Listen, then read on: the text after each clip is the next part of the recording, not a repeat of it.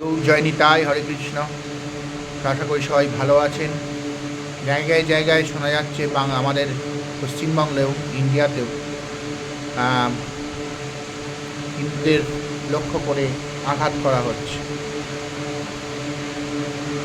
খুবই অন্যায় একটি কাজ, ধর্মের ভিত্তিতে মানুষকে মারা। এই ঘৃণ্য কাজ যারা করছেন তারা নিজেদের ধর্মকে কলুষিত করছেন। আমাদের উচিত এখন ধৈর্য ত্যাগ করা। এইবারে কিন্তু সময় এসছে যে প্রতিবাদ করা। যখন নিজের ঘরের মধ্যে লোকে আগুন দিতে আসবে তখন তো আমি ধৈর্য দিয়ে বসে থাকবো না, তাহলে সেটা কাপুরুষতা। সুতরাং প্রতিবাদ করুন।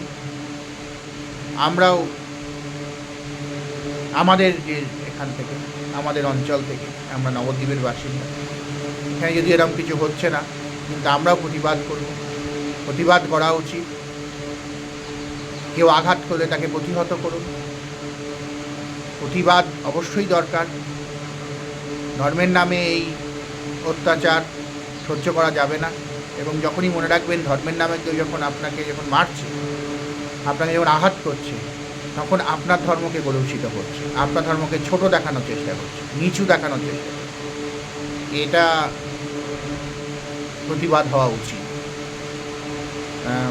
সবাই প্রতিবাদ করুন, একাট্টা হন, হিন্দুরা সবাই একজোট হন এবং প্রতিরোধ গড়ে তুলুন এই অন্যায়ের বিরুদ্ধে।